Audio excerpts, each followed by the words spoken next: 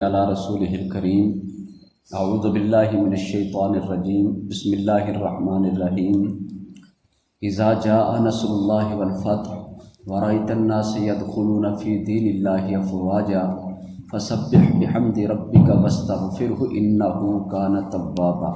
آج 19 رمضان المبارک ہے اور یہ تاریخ فتح مکہ کی تاریخ ہے۔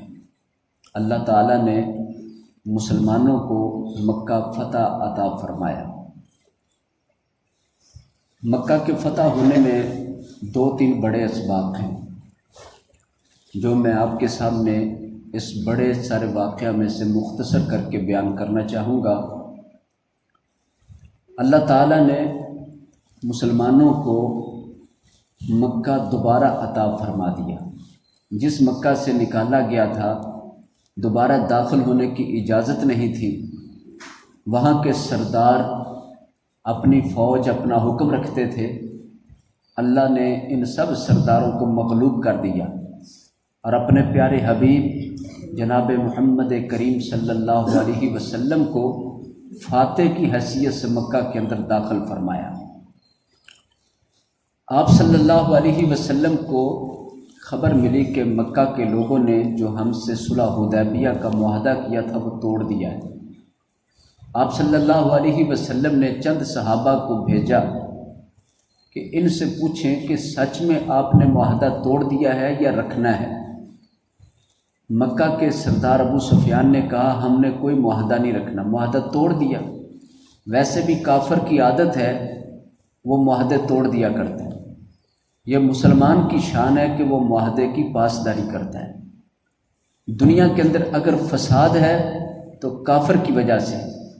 اللہ تعالیٰ نے اگر جہاد کا حکم دیا ہے تو وہ بھی اس لیے کہ ان فسادیوں کا علاج کیا جائے، ان فسادیوں کو کنٹرول کیا جائے، ان کے ہاتھ اور ان کے ہتھیار ان کو قابو میں کیا جائے کہ جس کی وجہ سے یہ ظلم زیادتی کرتے ہیں۔ شروع دن سے ہمیشہ یہ شیطان کے لشکر، کفر کے لشکر ظلم زیادتی اختیار کرتے رہے آئے۔ نبی کریم صلی اللہ علیہ وسلم کو جب بدعہدی کی تصدیق ہو گئی تو آپ صلی اللہ علیہ وسلم نے اپنے صحابہ سے جہاد کی تیاری کا حکم فرما دیا، اور یہ بھی ساتھ فرمایا جیسے کہ آپ صلی اللہ علیہ وسلم کی عادت مبارکہ اور مزاج مبارک تھا کہ کسی طرح جانی نقصان نہ ہو، جتنا کم سے کم نقصان ہو اتنا بہتر ہے۔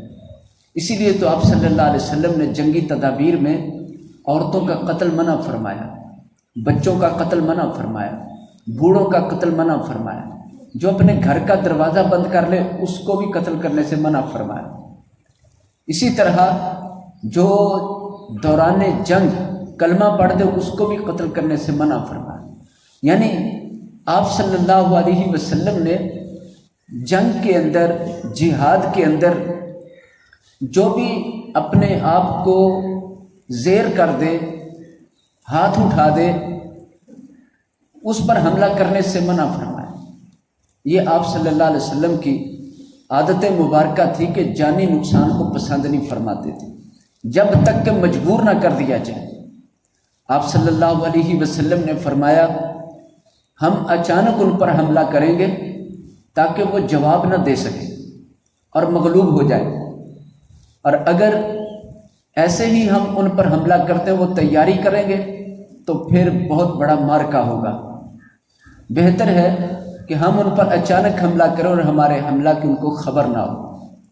لہٰذا نبی صلی اللہ علیہ وسلم مدینہ منورہ سے نکلے تو مکہ میں کوئی خبر نہیں تھی، کسی کو کانوں کان پتہ ہی نہیں تھا کہ محمد صلی اللہ علیہ وسلم اپنا لشکر لے کر آ رہے ہیں۔ اس درمیان ایک صحابی رسول، ان سے ایک چھوٹی سی غلطی ہو گئی۔ انہوں نے ایک خط لکھ کر مکہ کی طرف روانہ کرنا چاہا جس کی خبر نبی صلی اللہ علیہ وسلم کو بذریعہ وحی ہو گئی۔ آپ صلی اللہ علیہ وسلم نے وہ خط حاصل کر لیا تو آپ نے اس صحابی جناب حاتب بن ابی بلتہ کو بلایا رضی اللہ عنہ اور فرمایا کہ یہ تم نے کیا کیا؟ یہ تو جنگی راز تھا، اور اپنے راز کبھی دشمن کی طرف نہیں بھیجتے۔ صاف طور پر یہ ایک بڑا جرم۔ حضرت عمر رضی اللہ عنہ فرمانے لگے، اللہ کے نبی، اس شخص نے جو جرم کیا ہے اس کو قتل کر دینا چاہیے۔ واللہ ھذا منافق، اللہ کی قسم یہ منافق شخص ہے۔ لأضرب عنقہ، میں تو اس کی گردن کاٹ کے رہوں گا، میں ضرور اس کو قتل کروں گا۔ آپ صلی اللہ علیہ وسلم نے فرمایا، عمر ٹھہر جاؤ، یہ وہ شخص ہے جو بدر میں شریک ہوا تھا، اور بدر والوں کے لیے اللہ تعالیٰ نے فرما رکھا ہے، اعملوا ما شئتم قد غفرت لکم، جو بھی عمل کرو گے میں نے آج غزوہ بدر کی برکت سے تم کو معاف کر دیا۔ یہ تو اللہ کی طرف سے بدر والا شخص بڑی فضیلت والا شخص ہے۔ حضرت عمر نے یہ سنا، اسی وقت ٹھنڈے ہو گئے، خاموش ہو گئے کہ یہ بدر والا ہے تو اس کی غلطی اللہ معاف کرتا ہے، تو میں کون ہوتا ہوں جو معاف نہ کروں، یا میں کون ہوتا ہوں جو غصہ کروں۔ آپ صلی اللہ علیہ وسلم کو وہ صحابی بتاتے ہیں کہ میرے بچے، میری بیوی وغیرہ مکہ میں ہے، میرے دل میں خیال آیا کہ میں ان کو خبر دے دوں، مکہ تو فتح ہو ہی جانا ہے، میں ان کو خبر دوں گا تو وہ میرے احسان مند ہوں گے اور میرے بیوی بچوں سے اچھا سلوک کریں گے۔ اللہ تعالیٰ نے اس بات پر سورہ ممتحنہ مکمل نازل فرمائی کہ تم ان کافروں سے وفا کی توقع رکھتے ہو کہ تمہارے بیوی سے، بچوں سے، خاندان سے کچھ نرمی کریں گے۔ کافر کبھی بھی کسی کے ساتھ وفا نہیں کرتا، جب ہی اس کو طاقت ملتی ہے وہ خون ریزی کرتا ہے، ظلم کرتا ہے، زیادتی کرتا ہے، کسی کی کوئی بھی لحاظ اور پاس یا حیا نہیں رکھتا ہے۔ اللہ تعالیٰ نے بہت ساری باتیں ارشاد فرمائی، جس میں سب سے ابتدائی اور بڑی بات یہ تھی، کافروں کو دوست مت بناؤ۔ یہ اللہ کے منکر، تمہارے پیغمبر کے منکر، تمہاری کتاب قرآن پاک کے منکر ہیں، یہ اس قابل نہیں ہے کہ ان سے دوستی کی جائے۔ بس یہ دو ٹوک فیصلہ تھا۔ اس کے بعد آپ صلی اللہ علیہ وسلم جب مکہ میں داخل ہوئے، 19 رمضان المبارک تھی جب آپ مکہ کے اندر داخل ہو چکے، سحری کا وقت تھا، لوگ سوئے ہوئے تھے، کسی کو پتہ نہیں تھا کہ محمد صلی اللہ علیہ وسلم کا لشکر آ جائے گا۔ آپ صلی اللہ علیہ وسلم نے پہاڑیوں پر اپنے لشکر، اپنے صحابہ کو بٹھا دیا کہ دن چڑھتے ہی ہم مکہ کے اندر داخل ہوں گے۔ اس سے پہلے جو بھی لشکر آیا کرتا اس کا یہ نشان ہوتا تھا کہ وہ آگ جلاتے۔ آپ صلی اللہ علیہ وسلم کے حکم سے مکہ کے چاروں طرف پہاڑیوں پر آگ جلائی گئی۔ مکہ کے اندر یہ خبر پھیل گئی کہ آگ جلائی گئی ہے، دشمن سر پر آ گیا ہے۔ جب ابو سفیان نے دیکھا تو سمجھ گیا کہ اب ہم مکمل طور پر قابو آ چکے ہیں، اور لشکر بھی اتنا بڑا محسوس ہو رہا ہے کہ چاروں طرف مکہ کے لشکر ہی لشکر ہے۔ اللہ تعالیٰ جب مومنوں کی مدد فرماتا ہے تو کافر کے دل میں رعب ڈال دیتا ہے، ایسا رعب کہ ابھی اس نے دیکھا ہی ہے کہ چاروں طرف پہاڑیوں پر آگ روشن ہو گئی ہے، تو یہ تو دشمن پہنچ چکا ہے سر پر۔ اب اسے یاد آیا کہ میں نے للکارا تھا کہ ہم کوئی معاہدہ نہیں رکھیں گے، جو کرنا ہے کریں آپ، ہم تمہیں کچھ اذیت نہیں دیتے۔ یہ ساری باتیں جو کی تھیں، اب میرے ساتھ کیا ہونے والا ہے۔ دن چڑھنے لگا تو آپ کے حکم سے صحابہ اکرام، مجاہدین کا لشکر وہ مکہ کے اندر داخل ہونا شروع ہوا۔ آپ صلی اللہ علیہ وسلم نے ایک خاص لشکر تیار فرمایا تھا، خاص، جس نے پورا لوہے کا لباس پہنا تھا۔ جب وہ مکہ میں داخل ہوا، آپ کے حکم پر قدم زور سے زمین پر مارتے ہوئے، سینہ تان کر، جب یہ لشکر اللہ اکبر کی صداؤں سے داخل ہوا تو یوں مکہ کے لوگوں کو محسوس ہوا جیسے زمین کانپ رہی ہو، اور ہر شخص یہ کہہ رہا تھا محمد صلی اللہ علیہ وسلم کے پاس اتنا بڑا طاقتور لشکر کہاں سے آ گیا، اتنی بڑی طاقت۔ اصل میں کچھ طاقت دکھا دی جائے تو استعمال کرنے کی ضرورت نہیں پیش آتی، اسے کہتے ہیں پریڈ، قوت کا مظاہرہ۔ پیارے نبی صلی اللہ علیہ وسلم نے فتح مکہ کے دن اپنے مجاہدین کی پریڈ دکھائی کہ ان کا لباس دیکھو، ان کے سینے دیکھو، ان کا آگے قدم بڑھانا دیکھو، ان کی تربیت دیکھو۔ ایک دستہ ہی ابھی اندر گیا ہے، مکہ کے سب لوگ بکھلا گئے، سب کے سب ڈر گئے اور دہشت زدہ ہو گئے، اور ہر کوئی کہہ رہا تھا جاء محمد والخمیس، محمد صلی اللہ علیہ وسلم آ گیا اور لشکر آ گیا۔ اتنی دہشت داری ہو گئی، آپ صلی اللہ علیہ وسلم کی کوئی مزاحمت نہیں ہوئی، سب لوگ گھروں میں دبک گئے۔ ابو سفیان وہ اپنی پناہ کے لیے دوڑ بھاگ کر رہا تھا، جو کل تک مسلمانوں کو دھمکا رہا تھا، آج جہاد کی وجہ سے اور مسلمان مجاہدین کا ہتھیار دیکھ کر، تیاری دیکھ کر، ان کا دبدبہ دیکھ کر آج وہ بالکل پتا پانی ہو چکا تھا، پورا ڈر چکا تھا، اور وہ کبھی کس کے پاس جاتا، کبھی کس کے پاس کہ آج میری سفارش کر کے معافی دلا دو۔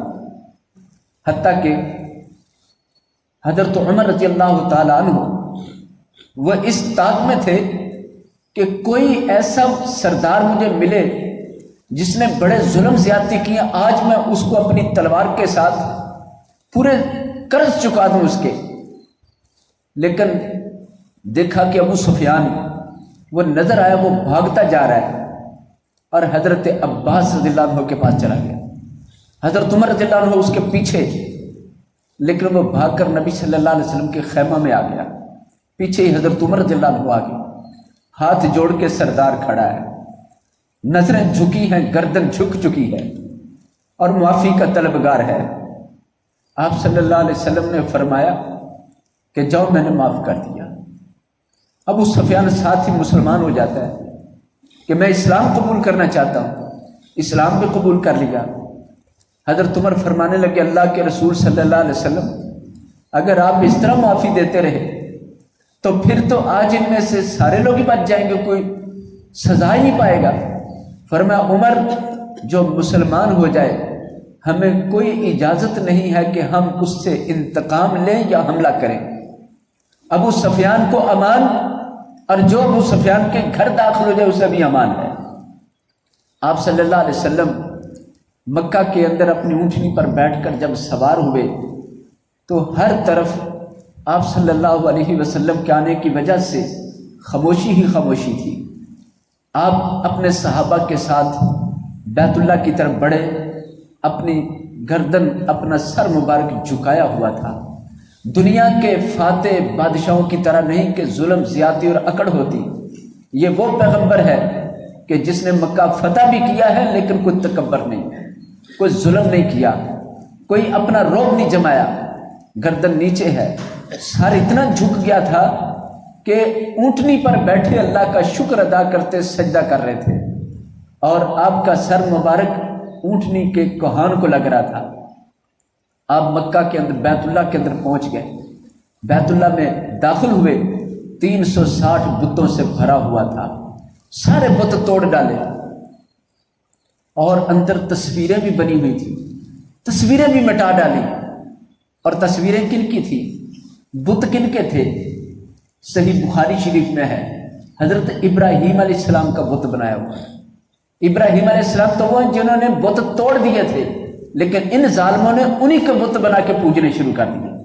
سیدہ مریم کا بت بنایا ہوا تھا، حضرت اسماعیل علیہ السلام کی تصویریں بنائی ہوئی تھی، عیسیٰ علیہ السلام کی تصویریں بنائی تھی۔ اللہ اکبر، نیک لوگوں کی تصویر بھی جائز نہیں ہے، نیک لوگوں کے بت بنانے بھی جائز نہیں ہے۔ یہ فتح مکہ کا سبق ہے۔ پیارے نبی صلی اللہ علیہ وسلم نے نیک لوگوں کے بنے بت توڑ دیے، توڑ کے رکھ دیا ان کو، اور ساتھ ہی جو تصویریں بنی تھی ان پر پانی ڈال کے اوپر پتھر سے گھسڑ گھسڑ کے ان کو رگڑ رگڑ کے صاف کر رہے تھے کہ کسی نبی کی ماں کی، کسی نبی کے باپ کی تصویر، یہ جائز ہی نہیں۔ محمد صلی اللہ علیہ وسلم رگڑ رگڑ کے صاف کرتے اور ساتھ بول رہے تھے قل جاء الحق وزهق الباطل ان الباطل کان زہوقا، حق آ گیا باطل چلا گیا، اور باطل کا نصیب جانا ہی ہوتا ہے۔ گویا کہ یہ بت اور تصویریں یہ باطل تھا، اس باطل کو آپ اپنے ہاتھ سے ختم کر رہے تھے۔ اس کے بعد آپ صلی اللہ علیہ وسلم نے پھر شکرانے کے نفل ادا فرمائے۔ اب سردار سارے حاضر ہوئے، کہنے لگے آج آپ ہمارے ساتھ کیا کرنے والے ہیں؟ آپ صلی اللہ علیہ وسلم نے فرمایا تم بتاؤ آج میرے بارے تم کیا سوچتے ہو؟ اصل اخلاق وہ ہے جو دوسرا بول کے بتائے کہ ہمارے دل میں آپ کے بارے کیا خیال ہے، کہ آپ غصے میں کیا کریں گے، خوشی میں کیا کریں گے۔ لوگ اخلاق سے، عادت سے واقف ہوتے، اخلاق کا معنی ہی عادت ہے، ہر بندے کی عادت سے واقف ہوتے۔ تو نبی پاک کی عادت کیا تھی؟ اب یہ کھڑے ہیں جنہوں نے بڑی دشمنی کی، بڑی جنگیں لڑی، بڑے ظلم کیے، آج وہ ظلم بھی یاد آ رہے۔ یہی مکہ کے بازار تھے اور حضرت سمیہ کو زندہ 2 ٹکڑے کر دیا گیا تھا۔ یہی مکہ کے بازار تھے، عمار اور آل یاسر کو یہاں اتنا مارا گیا تھا کہ سارا خاندان قتل ہو گیا، صرف عمار بچے تھے جو بے ہوش ہو گئے، ان کو بھی سمجھا یہ مر چکا ہے۔ یہاں بلال کو گھسیٹا جاتا رہا ہے اور اس کے سینے پر پتھر رکھ دیا گیا اور تپتی ریت پر لٹایا جاتا رہا۔ یہاں سہیب کے ساتھ ظلم کیے گئے ہیں، یہاں خبیب کو کوئلوں پر لٹایا جاتا رہا ہے۔ آج پیارے نبی صلی اللہ علیہ وسلم کو ان کے سارے ظلم یاد ہیں، ان کی جنگیں بھی یاد ہیں، بدعہدیاں بھی یاد ہیں، لیکن آج مغلوب ہو گئے ہیں۔ جب مغلوب ہو جائے تو پھر اسلام کا درس کچھ اور ہے، جب اکڑے رہیں اور مقابلے اور سازشیں کریں تو پھر اسلام کا سبق کچھ اور ہے۔ آج بھی ہم کہتے ہیں اگر انڈیا امریکہ آپ کے سامنے ابھی تک زیر نہیں، آپ کو بھی چائے پلانے کی کوئی ضرورت نہیں ہے، آپ کو بھی اس دشمن کو بغیر کسی حیل و حجت کے چھوڑنے کی اجازت نہیں ہے۔ اسلام کی یہ تعلیم ہی نہیں ہے کہ ایسے بلا وجہ کافروں سے نرمی کرنی۔ قرآن تو یہ کہتا ہے جب تک ان کی اکڑ ٹوٹ نہ جائے، ان کا خون بہہ نہ جائے اور یہ مغلوب ہو کے جھک نہ جائے، اس وقت تک ان کے ساتھ نرمی نہیں کرنی ہوگی۔ جب وہ رحم مانگیں گے تو رحم دے دینا، اور جب وہ سازشیں اور ظلم کر رہے ہوں اور مزید دھمکیاں دے رہے ہوں تو پھر رحم کرنے کی غلطی مت کرنا، پھر یہ کمزوری ہوگا۔ پیارے نبی صلی اللہ علیہ وسلم نے اپنے دستے داخل کر کے اب جب سب کو مغلوب کر لیا ہے، سب معافی کے طلبگار ہیں، تو پھر آپ نے اپنی مردانگی اور بہادری نہیں دکھائی کہ اب شکست کھائے ہوئوں کو مارنے لگ جائے، نہیں، اب بہادری کا وقت آیا ہے۔ آپ صلی اللہ علیہ وسلم نے فرمایا بتاؤ میں آج تمہارے ساتھ کیا کرنے والا ہوں؟ سارے خاموش ہیں۔ ایک بولا، کہنے لگا ہمیں آج بھی آپ سے یہی امید ہے کہ آپ ہمیں معاف فرما دیں گے۔ کریم ابن الکریم ابن الکریم، آپ اچھے ہیں، آپ کا باپ اچھا، آپ کا دادا اچھا، ہمیں آج آپ سے یہی توقع ہے۔ فرمایا سنو پھر، جو میرے بھائی یوسف نے اپنے بھائیوں سے کہا تھا لا تثریب علیکم الیوم، تم پر آج کوئی سرزنش نہیں، میں تم سے کوئی انتقام لینے والا نہیں، میں نے سب کچھ بھلا دیا اور معاف کر دیا ہے۔ جاؤ مکہ کے سرداروں، تم نے جو بھی کیا، جو بھی کہا، میں نے آج دل سے تم کو معاف کر دیا۔ اس معافی کا اثر کیا تھا؟ آج میں اور آپ کسی کو معافی دینے کو تیار نہیں۔ ہم سمجھتے ہیں بہادری یہ ہے کہ اب کوئی مغلوب ہوا ہے تو اس سے پورے انتقام لو، اس کو ذلیل کرو، رسوا کرو، نیچا کرو، لیکن اس طرح کبھی کوئی اچھا نتیجہ نہیں نکلتا۔ نبی صلی اللہ علیہ وسلم اگر معاف نہ کرتے تو شاید مکہ کے لوگ مسلمان ہی نہ ہوتے، لیکن جب آپ نے معاف کر دیا تو پھر ہر طرف سے صدائیں بلند ہوئیں، اشہد ان لا الہ الا اللہ وحدہ لا شریک لہ واشہد ان محمدا عبدہ ورسولہ، سارا مکہ ہی مسلمان ہو گیا۔ یہ آپ کے معاف کرنے کا نتیجہ تھا۔ معافی بہت بڑی چیز ہے، بڑے بہادر لوگ معاف کرتے ہیں، یہ اللہ کی سنت ہے۔ اللہ بڑے بڑے گناہ گاروں کو معافی دے دیتا ہے۔ یہ میرے نبی کی سنت ہے کہ وہ بڑے بڑے دشمنوں کو معاف فرما دیتے ہیں۔ یہی اصحاب رسول کی سنت ہے، یہی خلفائے راشدین کی سنت، معافی دے دی۔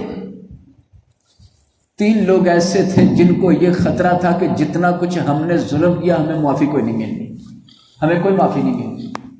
ان میں سے ایک ابو جہل کا بیٹا تھا، وہ بڑی دشمنی رکھتا تھا، بڑی دشمنی رکھتا تھا.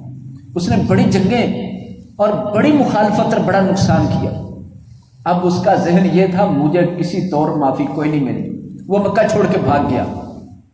اس کی بیوی مسلمان ہو گئی اور اس نے نبی صلی اللہ علیہ وسلم سے درخواست کی، اللہ کے نبی صلی اللہ علیہ وسلم میرا خاوند ڈر کے بھاگ گیا ہے، اگر آپ امان دیں تو میں اس کو لے کے آؤں. آپ نے فرمایا کہ تو نے کہا ہم نے مان لیا، تو نے کہا اسے امان دے دو، میں نے امان دے دی. کہا اس کا وہ یقین نہیں کرے گا کہ آپ نے اسے معافی دی ہے، کوئی نشانی دے دیں. آپ صلی اللہ علیہ وسلم نے اپنے کندھے پر رکھی ہوئی کالی کملی، وہ کالی چادر عطا فرمایا یہ نشانی ہے، اسے کہنا کہ میں نے معاف کر دیا. وہ ڈھونڈتی ہوئی بڑی دور ساحل سمندر تک گئی. وہاں اس کا خاوند کشتی پہ بیٹھ کے کہیں نکل جانا چاہتا تھا. اس کی بیوی پہنچی اور بتایا کہ اللہ کے رسول صلی اللہ علیہ وسلم نے تجھے معاف کر دیا. کہنے لگا مجھے یقین نہیں کہ مجھے معاف کر دیں گے، مجھے نہیں یقین، انہوں نے مجھے معاف نہیں کرنا. پھر کہنے لگی یہ نشانی بھی لائی ہے، یہ چادر آپ نے دی ہے. یقین آ گیا، واپس لوٹے، نبی صلی اللہ علیہ وسلم کے سامنے آ گیا. آپ صلی اللہ علیہ وسلم نے سینے سے لگا لیا. وہ حیران اور پریشان کہ میں اتنا بڑا دشمن، اور ایک لمحہ کے لیے آپ نے کوئی غصہ، کوئی بات جتلائی ہو؟ کچھ بھی نہیں، بالکل بھی نہیں. حضرت یہ ابو جہل کا بیٹا کہنے لگا کہ میں مسلمان ہونا چاہتا ہوں. وہ مسلمان ہو گیا. نبی صلی اللہ علیہ وسلم نے ان کو کلمہ پڑھایا. اس کے بعد جب معافی مل گئی اور مسلمان ہو گیا، کہنے لگا جتنی جنگیں اسلام کے خلاف لڑی ہیں اب اسلام کی حفاظت میں کافروں کے خلاف اسی طرح جنگیں لڑوں گا. اس کے بعد آپ صلی اللہ علیہ وسلم نے کعبہ پر جناب بلال رضی اللہ عنہ کو چڑھا کر اذان دلوائی، نماز کا بندوبست ہوا. اللہ نے یہ 19 رمضان المبارک کو عظیم فتح عطا فرما کر مسلمانوں کو قیامت تک کے لیے مکہ عطا فرما دیا. اللہ تعالیٰ قرآن و سنت پہ عمل کی توفیق عطا